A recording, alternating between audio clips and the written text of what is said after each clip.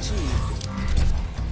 I stand here today in awe, admiration, if you will, of the new UFC lightweight champion and featherweight champion, the notorious one, Conor McGregor. Conor McGregor is a multi-divisional UFC champion holding both the featherweight title and the lightweight title at the same time. If you didn't know that because you're living under a rock over the last, more than 48 hours. UFC 205, Conor McGregor took care of Eddie Alvarez in fantastic and finite fashion, just destroyed Eddie. And I had Eddie Alvarez, and I was wrong, and I knew I was wrong about 25 seconds into the fight when Eddie was willing to stand and trade with him, or attempt to stand and trade with him. In order for Eddie Alvarez to win that fight, he needed to push the pace, grind into him, push him on the cage, and spam takedown attempts, put him on that, make him work hard, and take some of that crispness and that speed away. Conor hits too hard, he's too quick, and Eddie paid for it dearly. A lot of fun fights going forward, very much enjoyed the card overall. I went 6-4 with a draw, which was disappointing. I felt Thompson did enough to win that fight, to eke out that fight, and I didn't believe it was a 10-8 round for Woodley, simply because he ended up on his back getting pounded on, or at least punched a little bit at the end of the fourth round. So, and the scorecards are all messed up. You should see them. They certainly aren't what we expected. Somebody else, one judge scored the first round 10-8 for Woodley, but it was a good night overall. I had a trio of big upsets, including picking Pennington to defeat Miesha Tate. Thank you, Miesha Tate, for all everything you've offered. I don't believe she's actually done. I think she's going to take some time away, and she'll come back for a big money fight with Ronda at some point in the future, but she'll take a break, certainly. That's enough talking about UFC 205. Welcome back to Kamikaze Overdrive MMA Predictions. As always, I am your host, Scott Johnson. And on this episode of the show, we're breaking down not one but two UFC events taking place on November 15th. UFC Fight Night 99, which will emanate from Belfast, Northern Ireland, and then UFC Fight Night 100, which will take place in Sao Paulo, Brazil, the same day. Different times, but still the same time span. On this episode of the show, I'm breaking down 10 main card fights, 4 for UFN 99, and then the 6 main card fights I'm assuming that will be the main card fights for UFC 100. It could change, but it's all the same. All of my preliminary predictions, and there's going to be a shit ton of them. Shit ton, whatever, will be available at kamikazeoverdrive.net, so please check those out. The bet pack certainly will be for sale. $12 for the current individual pack. You can get a protected pack, which will return if I don't have a good night. You'll get either event will be available. You can pick up one of those, or you can save yourself a little bit of cash. I don't know, it's $8 or $10, and purchase the subscription pack, which will get you these two events plus UFN 100, which will finish out in November before we head into a very busy December. That's enough rambling from me. We've got lots of fights to get to, and let's get to that first one. Our first fight of the night takes place in the UFC's featherweight division, featuring Artem the Russian Hammer Lobov, 13 wins, 12 losses, 1 draw, and 1 no contest, taking on Teruto Ishihara of Japan with a current record of 10 wins, 2 losses, and 2 draws. Now, Lobov is coming off his first official UFC win. He had some success in the Ultimate Fighter tournament, but this is his first actual win inside the octagon proper. For Ishihara, he has won back-to-back fights since his draw in the finals of the Road to the UFC, where he fought Mitsuhiro Hirota and fought to a very controversial but yet entertaining draw. Lobov, 5'9", he's 2 inches taller than his opponent. He'll have a 4-inch reach advantage. Actually, a 4-inch reach advantage for Ishihara. The Japanese fighter is also 5 years younger. Lobov, though, is fighting closer to home than Ishihara is, so certainly I would imagine the crowd will be in Artem's favor. Now, both guys have power. Lobov showed his on The Ultimate Fighter, but only has 4 wins by knockout, which is very curious. 4 wins by knockout as a professional. Ishihara, 8 of his 9 career victories have come by KO or TKO. Ishihara has very big power, especially from the left side. He can counter while moving backwards, and he does a very nice job of slipping his head off to the side when attacking. He also peppers in some very hard low kicks. He throws his striking is built around a broken rhythm or erratic movement, which really throws his opponent off. He tends to hang his hands a little bit low, and he will slow down. We've seen him slow down a little bit. He does have 6 first-round finishes.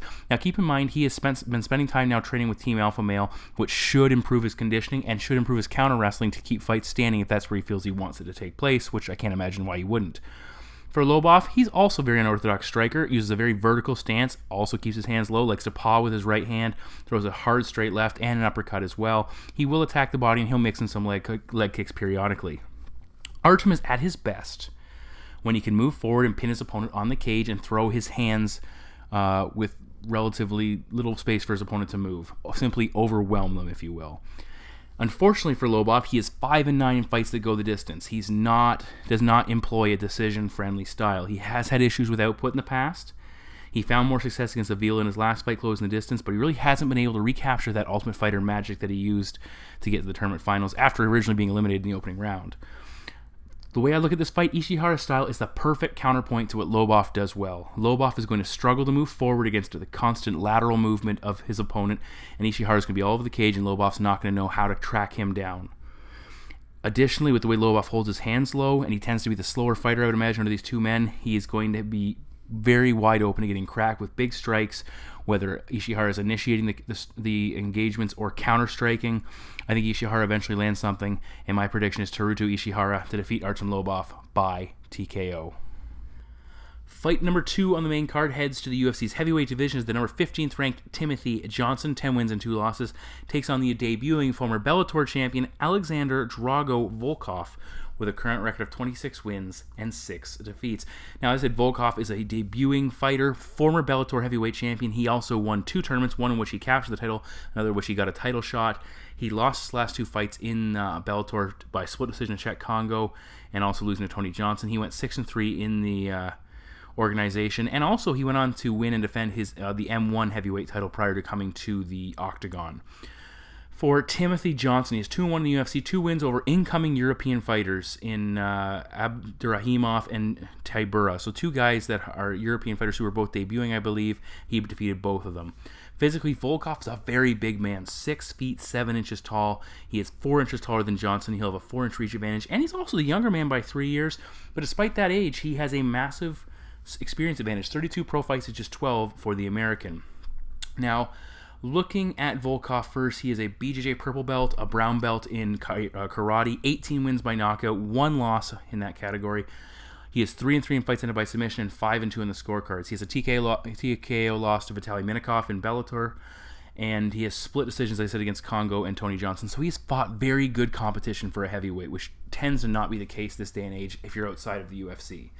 Now, looking at Tim Johnson first, NCAA Division II wrestler, All-American, 5 wins by knockout, 4-1 record in submissions, and 1-1 in the scorecards. He's coming off back-to-back third-round fights for the first 2 times of his career. For sure, now he's ever gone that distance, so certainly showing us he can do that. Johnson, when you look at the way he fights, he has a very clinch-heavy style. A lot of dirty boxing, a lot of grinding, a lot of takedowns, likes to smother his opponent. When he fought Abdurahimov, he scored a nice level change for a big takedown, moved right in the mount, postured up, landed ground strikes, and eventually got that fight over with. He is willing to trade and exchange in the pocket, has some pop in his hands, a pretty decent chin, and actually above average cardio, I'd say, for heavyweight. He will wear down, but he's still pushing forward. When he fought Jake Rochold, he got busted up a little bit in that matchup, but Rochold had a very similar skill set, so it was a very gritty fight. Against Tybura, again, a much closer fight. No takedown attempts from Johnson, surprisingly. He landed the better strikes, made that fight very dirty, working the clinch very effectively. You know, with Volkov, he tends to throw very short, tight punches on the inside, good combinations, but when he fought Tony Johnson, it was a very similar build to Tim Johnson. Johnson was routinely getting on the inside and throwing with power. Volkov throws some nice low kicks. He'll throw a push kick as well. But again, every time he threw kicks, Johnson was closing that gap and either clinching or actually... When they did get in the clinch, Volkov had a lot of trouble taking the lower stature Johnson and pushing him out of that position. He routinely was getting stuck there on the cage. A similar effect against Congo, who was converting a lot of those positions into takedowns. When Johnson did look for takedowns, Volkov did nice job lifting his head and powering out of them, and landed some knees in that clinch. But again, he couldn't create that space, which is important for a big, tall, lanky fighter to have in order to strike effectively. He showed some good balance and some takedown attempts outside of the cage. But again, when he got aggressive, he got taken down. And Congo, when he took him down, he absolutely dominated Volkov on the mat. Keep in mind, Volkov's got 3 losses by submission, which tells you that he is vulnerable on the ground if his opponent can get him in that position. For me, Tim Johnson needs to turn this fight into a dogfight. Use the cage to grind Volkov, use that lower stature to really control the position, get in on his midsection, hold him there, change levels on his taller opponent when he gets the opportunity. The big question is, can Volkov keep him on the outside for the entire fight or land that KO blow? There's 2 options. Keep him on the outside and pepper away at him, or knock him out, at some point during the fight. Volkov's making his debut. Johnson's going to force him to work very hard. I expect Volkov to slow down if we get to that point. And I think Johnson's going to get in on top of him. He's going to grind him down.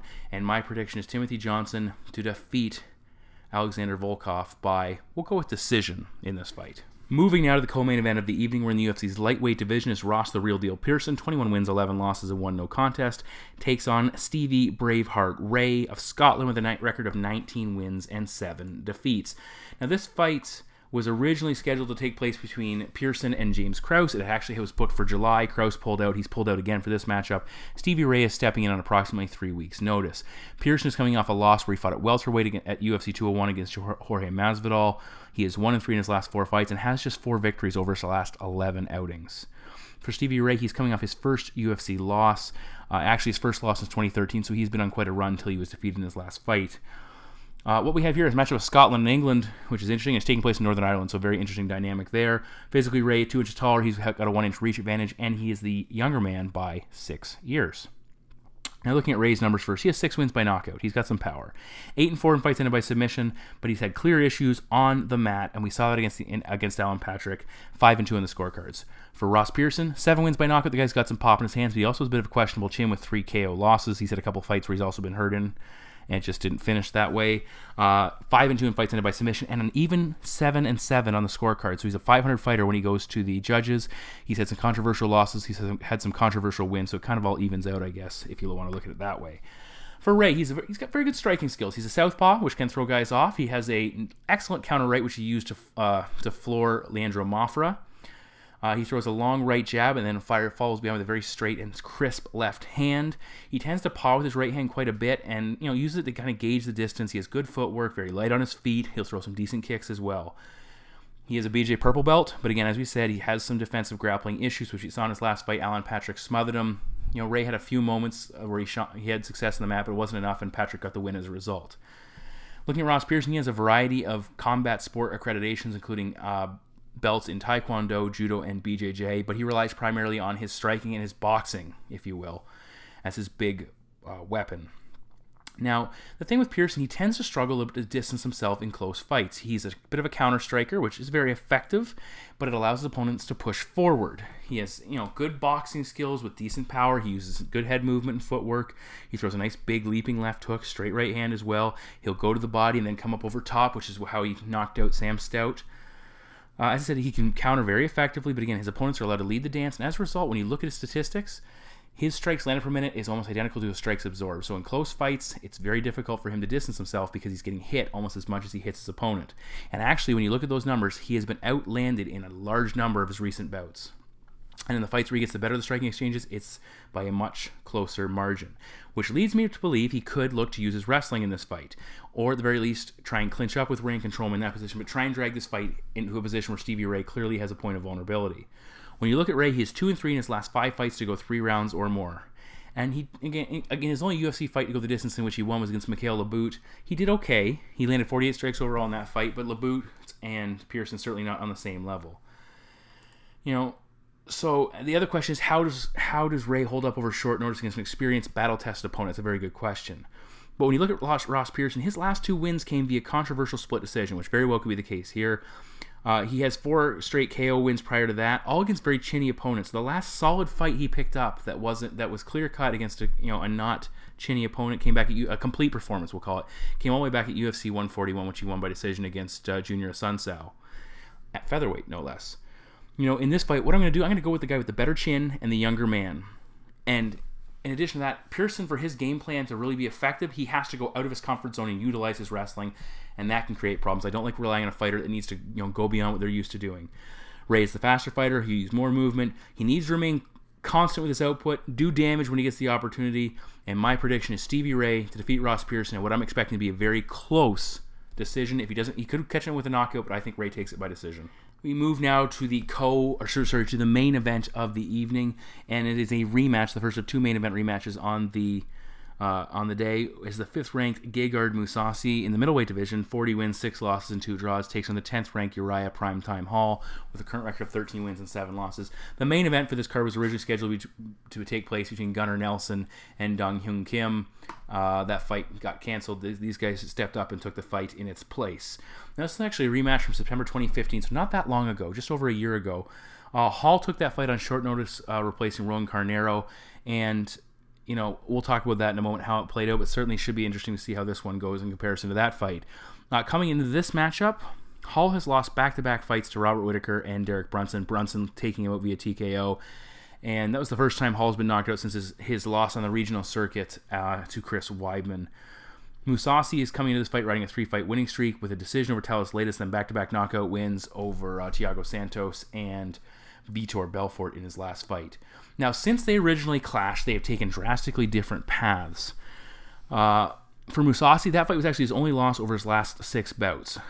And for Hall, it's just one of 2 wins he's picked up over his last 5 fights, and they've really gone different directions since that matchup.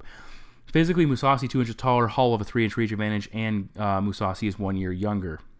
Now, in that last pairing, Mousasi absolutely dominated the first round from top position. He held him down, he looked for submissions. Hall had a few moments, a few submission attempts, which really caught everyone off guard, a couple reversal attempts, but for the most part, Mousasi had a clear path to victory and was exploiting it right there as Gegard remained on top for the majority of the fight. Ultimately, the bell rang, round 2 started, and boom, Mousasi, not surprisingly, changed levels for a takedown, and Hall, just 25 seconds into the round, landed a jumping, spinning back kick and caught Mousasi flush, hurt him badly, and Hall swarmed for the shocking upset finish. It is the first and only time Mousasi's ever been knocked out in 48 career fights. That's damn impressive. Kudos to Uriah Hall. Unfortunately, he wasn't able to capitalize on the momentum. His backslid since that fight, and Mousasi has rebounded quite nicely. Mousasi, as I've discerned, a lot of you have probably figured out, is known for using wrestling-based attacks against striking-based fighters. He's much more diversified than a lot of fighters people would give him credit for. But you look at this fight and you say there has to be a certain level of confidence for Uriah Hall, considering he scored a knockout. But again, he has struggled so much since, and getting knocked out in his last fight, that has to maybe counterbalance that confidence he could have coming in against Mousasi. A bigger question is, does Mousasi go back to that same game plan? Does he look to use takedowns and ground and pound to pick up the win? Or does he look to avenge that KO loss by standing with Hall and taking him out? It's a very tempting proposition.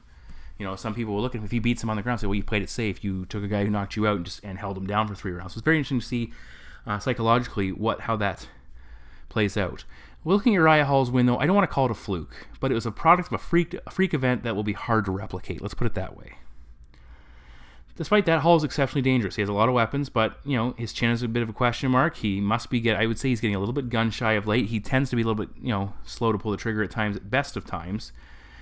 And I think that's going to cost him here. Mousasi has landed 8 takedowns over his last 5 fights, 0 against Leites, so technically 4 fights where he's looked for takedowns, and he's used them against everyone. I expect him to use that here as well. I think Hall's going to be way too concerned with getting taken down to let his hands go with consistency to win this fight, and he's not going to land that one massive strike again. Lightning will not strike twice. The way I look at Mousasi, he's either going to land some takedowns and look for a submission or ground and pound, or he's going to catch him on the feet, or the combination of the two. My prediction is Gegard Mousasi to defeat Uriah Hall by TKO. And now we're going to move on to the next card, so don't go anywhere. So moving to UFC Fight Night 100, which will be in the evening, at least where I live, and taking place in Sao Paulo, Brazil. We are in the UFC's welterweight division as Sergio the Panther Marise, with a record of 10 wins, 3 losses, and 1 draw, takes on Zach the Barbarian Otto, 14 wins and 3 defeats.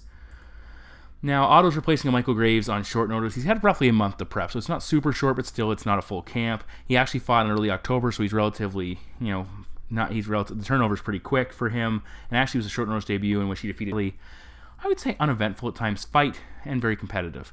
For Marise, he is returning after a draw against Luan Chagas. He was supposed to face Kamaru Usman for that fight. He's undefeated over his 5 UFC fights since subbing in and losing in the Ultimate Fighter finale to Cesar Fajeda. Marise, 1 inch taller, but Otto is the younger man by 4 years. Now, Otto, overall, lots of quick finishes, 10 wins by submission on his career. He's been finished twice. He comes predominantly from a grappling background. Now, we have seen him in previous fights taken down. Berkman did have success taking him down. He used butterfly hooks in that position. He's a decent scrambler as well. When he is looking for his own wrestling offense, good level changes, nice reactive double leg. When he tried to take Berkman down, he went 0 for 2, so that see that he wasn't overly successful there. But when he can get in top position, he's a very good top game smothers. He will hook his arm under his opponent's head to really control them and really shut off their movement so he can land some strikes.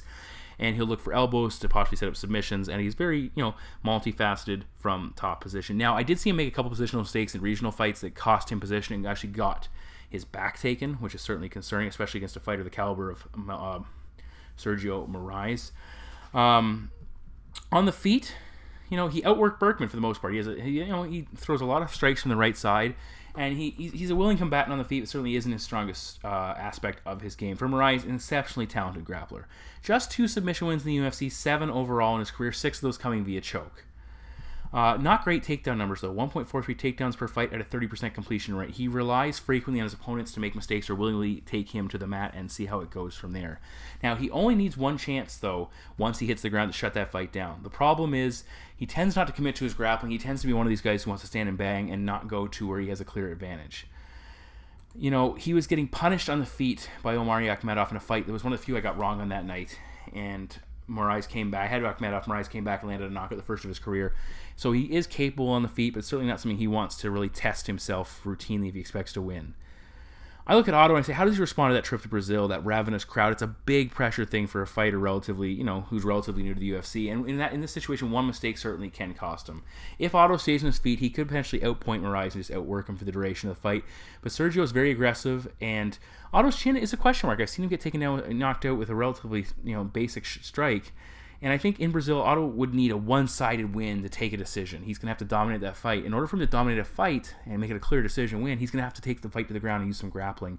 I don't see him submitting Marise. He's going to have to hold the top position. That's going to be very tough against Sergio. I think Otto eventually will get dragged into a grappling-based fight. He will make a mistake. He will get caught. And my prediction is Sergio Marise to defeat,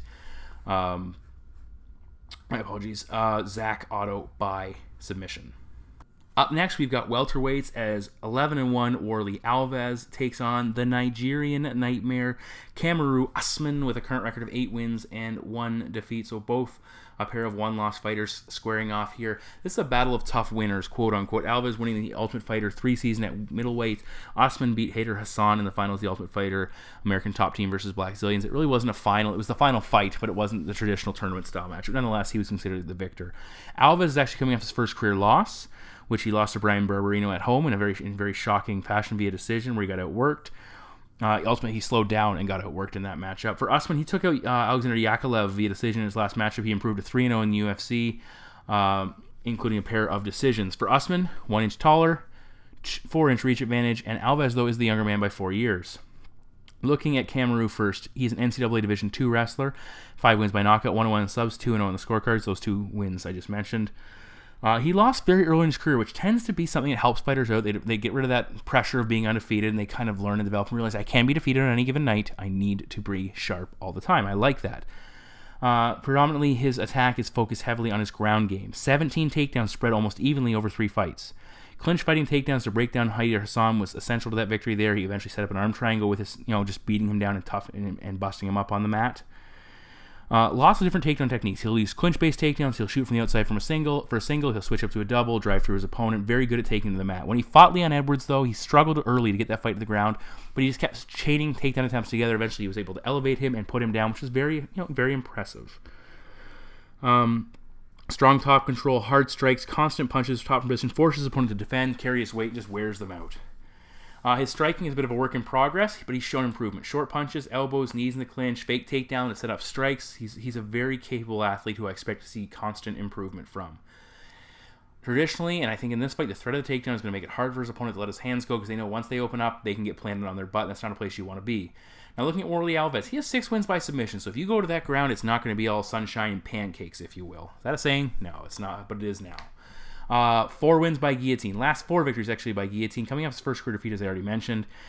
In a little bit of upset when he caught Colby Covington in a fight that if you listen to the way I broke it down, which is one of the few times I actually do this, I was bang on. I said Colby Covington would get caught digging for a takedown along the cage, overcommitting to it, and get caught in a guillotine and submit. And that's exactly what happened. And he loves to go for that submission, which is fantastic, but it can also cost him. He went for it against Barberina. He went for it against Alan Jouban, and in both those fights, he got put on his back, and he gassed himself out a little bit and won a controversial decision against Jouban, lost a decision against Brian Barberina. Now, Alves is a capable wrestler. He likes to catch kicks for takedowns, but I don't see him out-wrestling Usman in this fight. Despite his heavy submission game, he's a strong striker. He's a capable striker. I'd actually give him a slight edge in this fight based on what we've seen, but again, I expect Usman to make improvements. Warley will throw some hard kicks to the body, some hard low kicks. He works a hard left hook as well. Everything he throws is hard, not shocking. KO power in that right hand, though, is where he's got to be dangerous. He's very dangerous with. Again, as I say, he throws everything to his strikes, which can result in a bit of a slowdown. His cardio has been an issue in the aforementioned fights against Jovan and Barberena. That's certainly concerning against a guy who's known to break fighters down and grind them down from top position. He's still dangerous when he wears out, but it's certainly not a position you want to be in where you're not at your full capabilities at some point in the fight. Usman needs to be careful exchanging with Alves. That's certainly a factor here, but he should be able to break him down with his wrestling, wear him out in the clinch, then in top position. Watch his head, though. Watch his neck when he takes him down.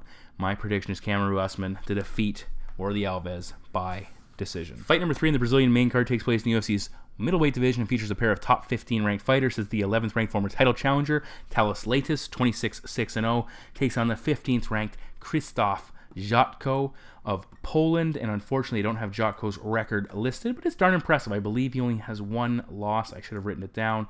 I will look it up because I know you're all on the edge of your seats waiting to know and me to end this diatribe while I'm stalling. Jotco is a very impressive 18 wins and 1 loss. Now, Leites is coming off a rebound win over Chris Camozzi after suffering back-to-back losses that kind of put a little bit of a damper on his recent resurgence. He has a split decision loss in that span to the current middleweight champion Michael Bisping and a decision loss to Gegard Mousasi. So one though he lost is against elite fighters. Jotco comes into this matchup having won 4 consecutive fights after his first career loss, which happened, I believe, in his second UFC fight against Magnus Siedenblad. He is 5-1 inside the octagon, which is damn impressive. Not getting a lot of credit for it, but this is an opportunity for him to gain some. He is 6'1". He'll have a 1-inch reach, but it'll be the 1-inch reach advantage for Thales Leites. They're both the same 6'1", sorry. Jotco, though, the younger man by 8 years. For Thales first, he is melding his striking and his grappling together in a much more effective manner. He pushes forward and it looks to punch and then work into a clinch position and go to work there. He works his takedowns from that position very effectively, body locks, trips. He'll jump to your back. He's very effective at turning that almost a neutral position into a position of dominance very quickly. 15 wins by submission, including that tap out of Chris Camozzi, which was preceded by a ton of smothering of the American on the mat. Tight top position once he gets there. Good ground and pound, constantly looking to pass, solid transition game, and he's a very good scrambler. Unfortunately, he fought Mousasi and Bisping 1 for 14 on his takedown attempts, so that took him out of his element a little bit, forced him to rely on his striking simply. Against Bisping, he held his own, but again, he didn't get the nod in either fight. When he is striking, throws a good left jab, overhand right behind it, some chopping leg kicks as well. He'll throw a right hook. And again, he caught Francis Carmont and knocked him out with that right hook, so he can knock guys out. Same thing against, who was it? Trevor Smith, knocked out Trevor Smith with the right hand along the cage as well. So he can be effective on the feet in the right situations. He has, though, had his best success when he cuts his opponent off and unloads and then looks to duck under his opponent's strikes and drive him into the cage for clinch or takedown play. One thing I don't like about Thales, though, he tends to attack and burst at times with prolonged periods of inactivity between his offense, and he will lunge in, which can leave him to be countered. And he tends to have his hands down a little bit at the end of his combination, which can get him rocked. Tim Boesch is having a ton of success pushing forward and attacking and backing him up and landing power strikes prior to Leites grounding him and submitting him. Now for Krzysztof Jotco, he's a fighter who's developed significantly since his coming into the UFC. Against Bradley Scott, it was a very close first round, and then he took over that ground with simply upping his tempo in rounds 2 and 3, used a lot of low kicks, good combinations, and just outworked Scott for the majority of that fight. He's improved his striking, but he's not a volume striker. 2.92 strikes landed per minute, not high volume, but he does a good job of limiting his opponents to 1.59. So he's the type of guy that if he can keep his opponents down, his output will carry the day. He likes to grind his opponents, work them into the clinch. Prior to the McCrory knockout, he had landed at least 1 takedown in each of his wins, 2 versus both Bradley Scott and Scott Askham. So certainly, that's part of his game. But in his loss against Magnus Siedenblad, which came by submission, he gave up, so he got out-grappled. And the way I look at it, Jotco relies heavily on his grinding game. Grind guys into the cage, put them on the mat, rough him up there. He can strike, but it's something that it's still a part of his game where without a huge bit of offensive output with his hands, he needs to incorporate some grappling. Unfortunately, Leites is a much better chin than Tandem McCrory, so I don't see Jotco knocking him out. I think Thales Leites is going to find success in the clinch. He's going to score some takedowns. He's going to drag Jotco into a fight that he's not comfortable with against a more talented grappler, and eventually Leites is going to dominate that position on the ground, and my prediction is Thales Leites to defeat Krzysztof Jotco by submission.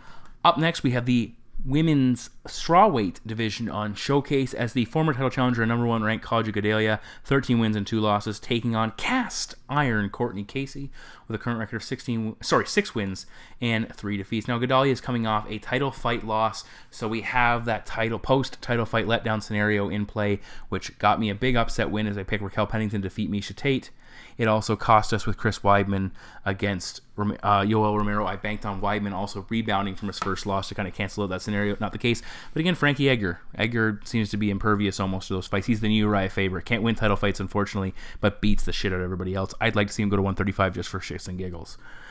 Now, as I said, Casey, though, is coming to this fight rolling. She beat Christina Sanchu and Randa Marcos after an 0-2 start in the UFC, where I believe she took both fights on short notice, but still, 2 fairly solid wins. Sanchu, a little bit questionable as why she was in the UFC, really got there and got smoked out. But Marcos is a tough out. Physically, Casey, 5'7", 3 inches taller than opponent. She'll have a 4-inch reach advantage. Gadelha is a year younger. She is fighting at home, which certainly is to her advantage. Now, for Claudia first, she's a grappler. She's very effective at closing the distance behind her punches. Tends to come in high. We saw that in the first Joanna Jędrzejczyk fight, where she was coming in a little bit high looking for takedowns and simply couldn't change levels well enough to get down there. She has power on her strikes when she is punching. Tends to force a little bit, but she is improving. Throws a lot of single strikes, and we saw Jessica Aguilar have some success in the third round when she was bouncing around, but at the same time, Gadelha landed some good flurries in that fight. She will finish with a tie clinch with a knee strike if she gets in close enough, and we saw her drop Joanna with a couple of short left hands, early in that fight, and she landed 117 strikes against Aguilar, so she's certainly not a fish out of water on the feet by any stretch of the imagination, but again, because she's so good on the mat, it makes her striking seem secondary. When she looks for takedowns, look for her to push her opponent into the cage and simply drag to the mat. Not a ton of top position strikes, and at times she can expend a little bit too much energy if her opponent is putting up good resistance. She'll tie up that upper body in the clinch position or look for a double leg, and she's very good once she clinches her hand at driving her opponent to the ground. Powerful takedowns against Aguilera. She landed 4 of 13 takedowns against Joanna in that last fight, 4 takedowns against Aguilera in that fight, so she's a very good ground fighter. On top, looks for a lot of chokes, controls the head, does a very good job of keeping her opponent pinned on the mat. Now looking at Casey, back-to-back first-round finishes over Sanchu and Marcos. 0-3 in fights that go outside of the first round, so that's concerning. She tends to be a bit of a quick starter, which is not surprising. Struggles to maintain that output. She has so far in her first UFC fights averaged 30 strikes in her opening round, and in the 4 rounds over 2 different fights following that, her average drops way down to 18, and her opponent's average strikes landed per minute goes way up. Her striking technique has improved. She has good pop, decent kicks, and she throws some nice straight punches, which makes her technique that much better.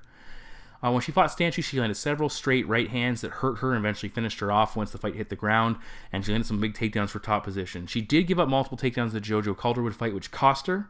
She was taken down early by Randa Marcos in that fight, but she was able to rally, win the position, and get the finish on the mat. In those fights, and she has done a good job of utilizing that size and strength advantage she has to power out of positions or out-scramble her opponents and get to a position that is superior and get the finish. They tend to be her keys to success, but I think she's going to struggle against Gadelha using those power moves to get the better of her, and I don't think she can out-technique her on the mat. Winning a decision in Brazil is going to be very tough, especially when you've actually never done it in your career anywhere. Claudia could be a champion of the division if championship fights only went 3 rounds. She had a lot of success early against Calderwood, but ultimately faded, and that cost her the fight. Against Jędrzejczyk, it faded and cost her the fight. I think this fight is decided by takedowns, top position, and some success by the Brazilian on the feet in a later round. So I think she looks to take down Casey first, and my prediction is Claudia Gadelha to defeat Courtney Casey by decision. In the Brazilian co-main event of the night, we are in the UFC's bantamweight division as the 11th ranked Tomasina Almeida, 21 wins and 1 loss, takes on undefeated Albert Morales with a record of 6 wins, no losses, and 1 draw. Almeida is coming off the first loss of his career, which certainly can be a rallying point. It was a crushing knockout against Cody Garbrandt. It was a battle of top contenders or top prospects. Garbrandt now on the verge of getting ready to fight for the title. Almeida certainly taking a step back. That almost reminds me a bit of the Thiago Silva-Lyoto Machida bout back when they both were undefeated, both had a lot of success in the UFC. Machida knocked him out, went on to be champion, have a lot of success. Thiago Silva hung around for quite a while, but ultimately faded into oblivion. We'll see if Thomas Almeida can avoid that situation. For Morales, he is coming off his first non-career victory as a pro, majority draw against Alejandro Perez. After Perez actually lost a point, which is a very odd fight because I thought Morales won that fight. I had picked Alejandro Perez, so I was quite surprised to see the draw and a little bit relieved to know I didn't get a loss on my record, but still, it was a weird situation. Morales, but it's actually an enjoyable fight to watch. I really enjoy going back and watching it again. Now, Morales, 2 inches taller, 2-inch reach advantage, same age. Almeida, though, 22 career fights, just 7 for Morales, so certainly an experience advantage for the Brazilian. For Thomas Almeida, 16 wins by knockout, 3-0 on fights ended by submission, 2-0 on the scorecards. That one loss to Cody Garbrandt by knockout, looming large. Morales, 2 KOs, 3 subs, 1 decision win, and 1 decision draw.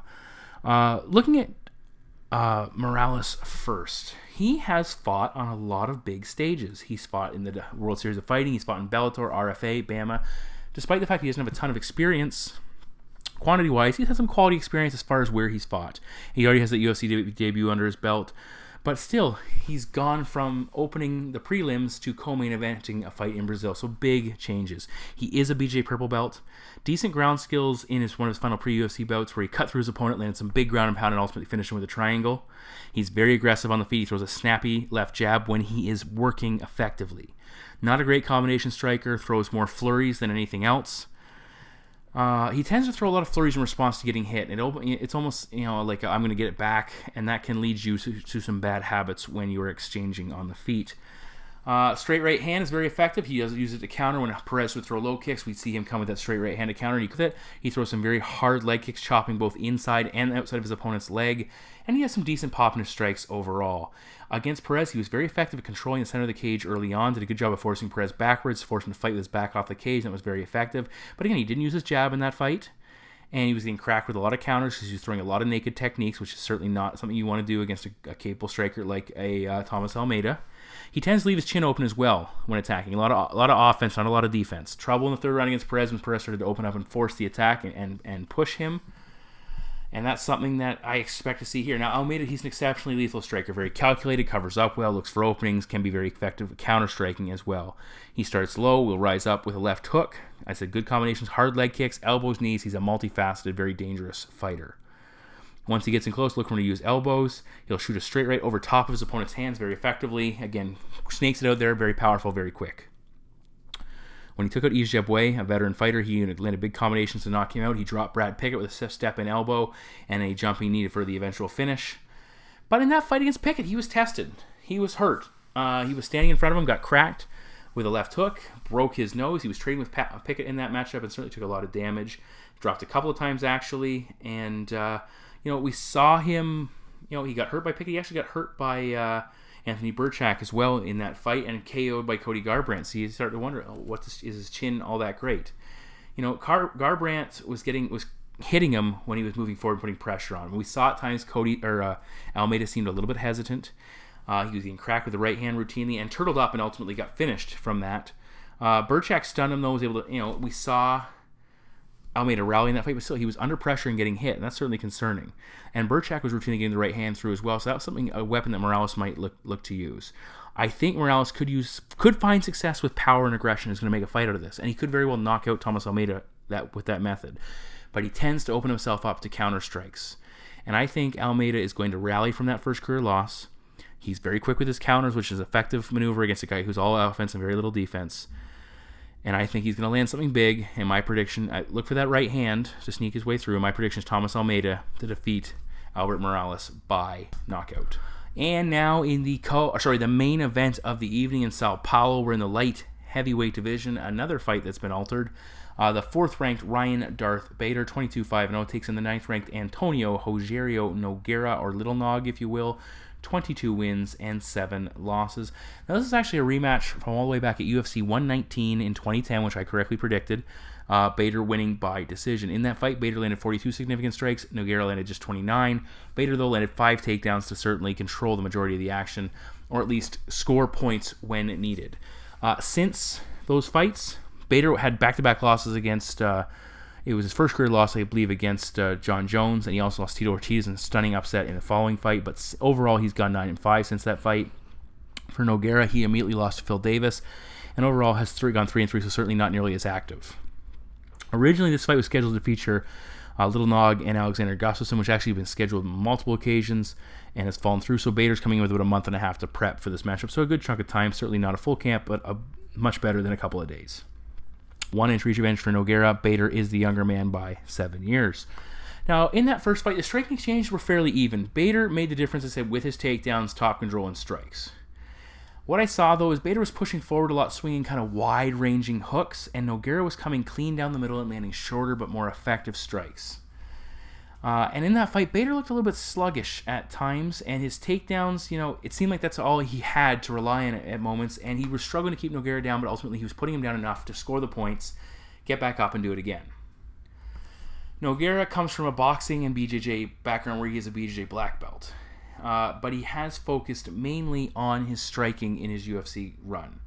He KO'd Patrick Cummins in his last matchup, landing some decent short strikes against Cummins and really backing him up and landing those punches until Cummins eventually was forced to the referee was forced to step in and stop that fight while they were standing. He actually dropped Shogun with a short counter left hand in that fight, and he has some decent pop in his hands, and defensively he limits his opponents to under 2 strikes per minute, so that's a pretty good combination. He has been knocked out once by Thierry Sokoudjou back in Pride, and of course against Rumble Johnson, who has knocked out pretty much, if you're anybody, you've been knocked out by Rumble Johnson at some point in your career. We'll see if he can add Daniel Cormier to that list. The other area that Nogueira has struggled with is his takedown defense. Shogun took him down a couple of times and really used that to change the pace of that fight. Bader obviously used that. Phil Davis had success taking him down as well. It's been a major concern, but against Patrick Cummins, he was able to shut him down, keep it standing, and land those punches. Now, looking at Ryan Bader, he is the same fighter when they've last fought. Bader, though, has adapted and improved. And I'm saying improve with air quotes because we'll talk about that momentarily. He used a lot of lateral movement, lots of resetting. He throws that left jab and moves away, throws a lot of single strikes. He tends to lunge in a little bit, but he's trying to stay technical and elusive. Lots of movement, but it can affect inhibit the effectiveness of his striking because he's not able to commit and sit down with power punches. He will throw some hard body and leg kicks, which was very effective in his win over Phil Davis. Had some success against Rashad Evans in that situation. His overhand right is a big weapon he throws, and he had no knockouts since 2011 until he knocked out Latifi in grand fashion. And that, look at this now, I just caught him with a massive knee and put him down in just crazy backboardish diving style fashion. That was, if you didn't see that fight, go check it out. In that fight, we saw him switching stances a lot against Latifi, but he was hurt late in the first round. Latifi was able to back him up, land some big power shots, had Bader in trouble. I had Latifi in that fight for that reason. I didn't think he'd get knocked out like that, and I thought if he could have avoided that situation, he had Bader in some trouble.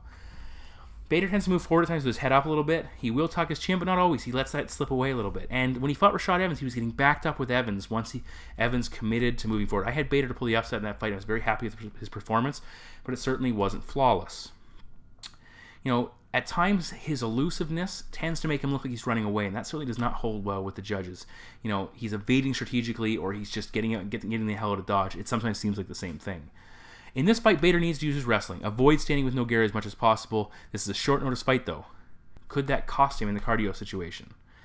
Nogueira's boxing is very slick. He's very good at getting on the inside and landing those short punches, and I think Bader strikes. He throws that jab, but he still opens himself up at times. I think the ability of Nogueira to move forward is going to frustrate Bader a little bit if he doesn't look for the takedowns. And I think Nogueira is going to land some strikes. He's going to force Bader to trade with him. And I'm wondering if Bader's not questioning his ability to go 5 rounds and try to get it over with quick, which can open him up. I think Nogueira's going to catch him with a combination. I think we're going to see a shock and an upset in Brazil.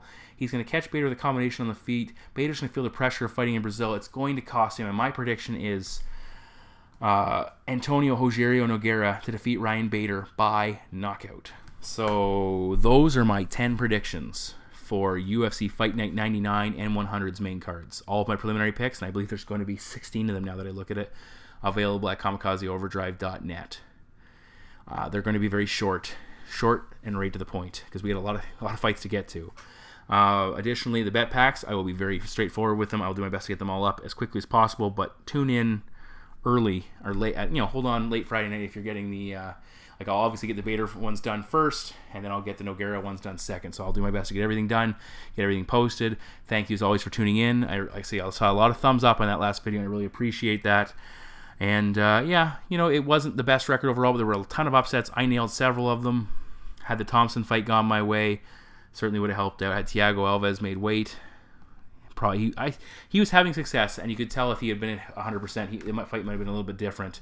But nonetheless, that's the way things go. Thanks for tuning in, guys, and I gotta go because I got prelims to do. Take care.